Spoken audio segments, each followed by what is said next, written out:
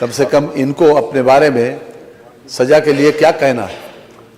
लोकतंत्र में जो जनप्रतिनिधि चुन के आते हैं वो जनता के हितों के लिए ही बराबर, जब सत्ता में रहते हैं तो संसाधन जुटाकर, जब विपक्ष में रहते हैं तो अपनी आवाज़ बुलंद करके ये कोशिश करते हैं कि ज़्यादा से ज़्यादा जनहित हो सके। और जनहित के किसी काम के लिए जब कोई शांतिपूर्ण तरीके से किसी प्रकार से अपना ज्ञापन, अपना प्रतिवेदन देने जिलाधिकारी के वहाँ जा रहे हैं, तो जिस प्रकार का व्यवहार किया गया माननीय, वो अपने आप में अशोभनीय भी है, निंदनीय भी है और सजा योग भी है।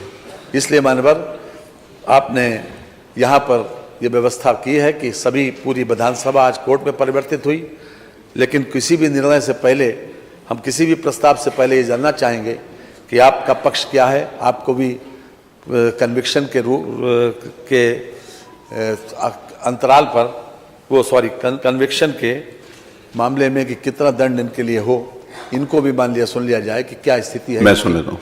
आप यहाँ पर उपस्थित श्री अब्दुल समद, श्री ऋषिकांत शुक्ला, श्री त्रिलोकी सिंह, श्री छोटे सिंह यादव, श्री विनोद मिश्रा, श्री मेहरबान सिंह यादव, मैं आपको एक एक करके इस बात के लिए प्रिविलेज देता हूं कि आप अपनी बात कुछ कहना चाहते हैं तो कहिए। श्री अब्दुल समद। परम आदरणीय माननीय अध्यक्ष जी, परम आदरणीय माननीय सदस्यगण, परम आदरणीय तत्कालीन विधायक माननीय सलील बिश्नोई जी, मैं आप सभी लोगों का सादर चरण स्पर्श करते हुए प्रणाम करता हूं। राजकीय दायित्वों के निर्वहन में जो भी त्रुटियां हुई हो, जाने अनजाने में जो गलती हुई हो, मैं माननीय अध्यक्ष जी से, माननीय सदन सदस्यगण से, माननीय बिश्नोई साहब से हाथ जोड़कर माफ़ी मांगता हूं कि जो भी गलती हुई हो जाने अनजाने में, उसके लिए हमें क्षमा कर दें। और बस इतना ही हमारा कहना है कि हम लोग जो भी हो, माननीय पूरे सदन से हम लोग माफ़ी मांगते हैं। कोई अन्य इनमें से कोई अन्य व्यक्ति कोई बात अपना कहना चाहता है तो उसको? नहीं सर, आप पूछ लीजिए सबसे। चलिए, ये कुछ ये अपनी बात इनकी आ गई, श्री अब्दुल समद जी की बात आ गई और बाकी सभी का वही है। आप बोल रहे हैं कुछ? बोलिए। परम आदरणीय अध्यक्ष महोदय, सभी विधायकगण, माननीय विधायकगण और माननीय सलील बिश्नोई जी, आवाज आ जाएगी, बोलिए सीधा। हम लोगों में से अगर किसी प्रकार की दायित्वों को पूर्ण करते समय अगर कोई भी त्रुटि हो गई हो, उसको क्षमा कर दें और भविष्य में इसकी कोई कभी त्रुटि नहीं होगी। हम लोग सभी माननीय विधायकगण का सम्मान करते हैं और करते रहेंगे भविष्य में भी। जी, और कोई बोलना चाहता है? माननीय अध्यक्ष जी, जिस प्रकार से सभी सदस्य ये महसूस करते हैं, आज जो कटघरे में खड़े हैं, अब्दुल समद के साथ जो पांचों लोग कटघरे में खड़े हैं, उन सभी लोगों ने, बाकी सबकी भी यही राय है, सभी लोगों ने विनम्रता पूर्वक माफी का प्रस्ताव किया है। लेकिन मान्यवर, लोकतंत्र में इस विधायिका का सम्मान बचा रहना बहुत जरूरी है। जैसा कि मैंने प्रारंभ में कहा था कि एक 4 लाख, 5 लाख, 6 लाख और 10-10 लाख लोगों से चुनकर लोग आए यहाँ पर, वो लोग केवल जनता के हितों में काम करते हैं। ये भी सही है कि ये अधिकारी लोग शासन के निर्देशों का पालन करते हैं, लेकिन मान्यवर ये अधिकार नहीं मिल जाता कि इन लोगों को किसी प्रकार से नाजायज तरीके से किसी को गाली दें, किसी को अब्यूज करें, किसी को अपमानित करें या डंडा चलाएं। जहां वहां पर कोई ऐसी परिस्थिति नहीं थी कि इस प्रकार का बल प्रयोग करें या किसी प्रकार से गाली दें, और इस प्रकार की स्थिति बाकायदा वीडियोग्राफी में आई है मानवर।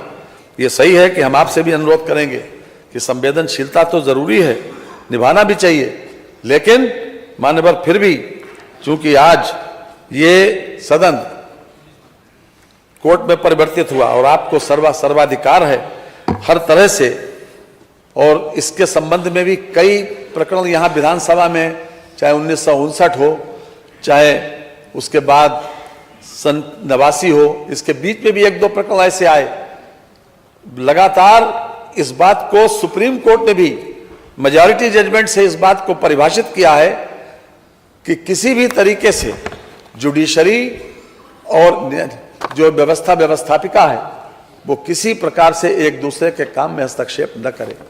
और हम समझते हैं कि यहाँ का ये फैसला, आपका जो फैसला किसी भी कोर्ट ऑफ लॉ में कोई चैलेंजेबल नहीं है मानवर।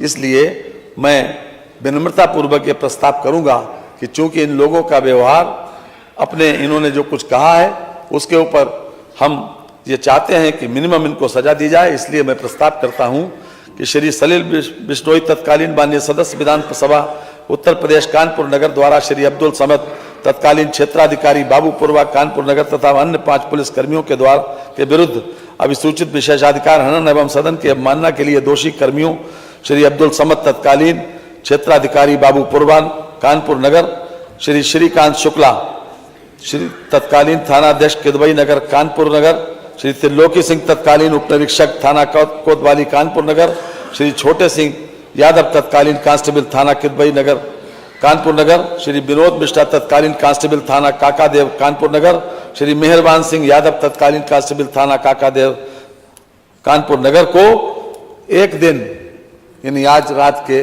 12 बजे तक दिन का कारावास की सजा दिया जाए। संविधान की उद्देशिका निम्न प्रकार से प्रारंभ होती है।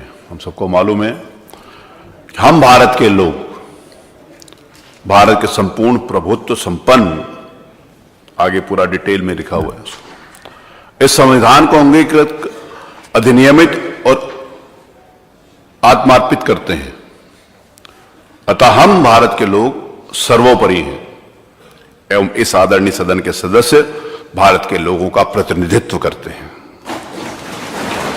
अतः उनकी मर्यादा एवं गरिमा को संरक्षित रखना हम सबका दायित्व है। संविधान के अनुच्छेद 194 में विधानमंडल के सदनों की तथा उसके सदस्यों और समितियों की शक्तियों एवं विशेषाधिकार प्राविधानित किए गए हैं।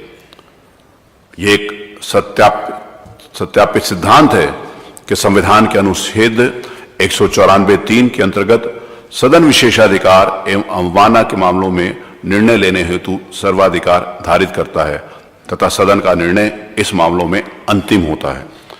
हम सबको यह एहसास है कि हमारा यह निर्णय महत्वपूर्ण होगा और इसके दूरगामी परिणाम एवं संदेश होंगे। संविधान में न्यायपालिका, कार्यपालिका एवं विधायिका की शक्तियों को पृथक पृथक रूप से परिभाषित किया गया है। इन शक्तियों के पृथक्करण एवं सिद्धांत हमारे संविधान की जीवन रेखा हैं। यदि इन तीनों संवैधानिक संस्थाओं द्वारा एक दूसरे के अधिकारों एवं शक्तियों में अतिक्रमण किया जाएगा तो उसके परिणाम नकारात्मक होंगे और ये संस्थाएं शनय शनय समाप्त हो जाएंगी।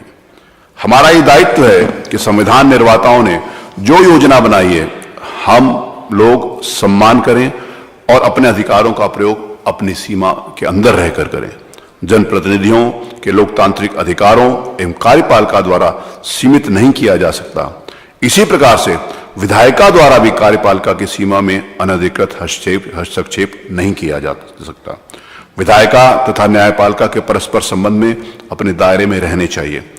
विशेषाधिकार एवं सदस्यों की अवमानना की जो शक्ति सदन को प्रदत्त की गई है वह इसी उद्देश्य से प्रदान की गई है कि सदन अपनी कार्रवाई सम्मान पूर्वक एवं मर्यादित ढंग से कर सके एवं सदन के सदस्य अपने अधिकारों का शांतिपूर्वक प्रयोग कर सकें। आज हमारे समक्ष कतिपय सरकारी कर्मचारियों की दोष के आधार पर दंड देने के प्रश्न पर विचार किया जा रहा है। सदनों और सदस्यों के विशेषाधिकार तथा अवमानना के प्रावधानों को अधिनियमित नहीं किया गया क्योंकि उनका प्रयोग परिस्थितियों एवं विभिन्न मामलों के अनुसार किया जाने का मंतव्य है।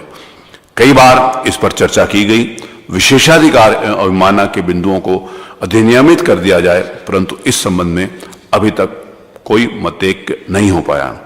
सदन के सभी माननीय सदस्य जनता के प्रतिनिधित्व हैं एवं संविधान की उद्देशिका में यह स्पष्ट रूप से प्रावधानित है कि संविधान के अंतर्गत हम भारत के लोग सर्वोपरि हैं।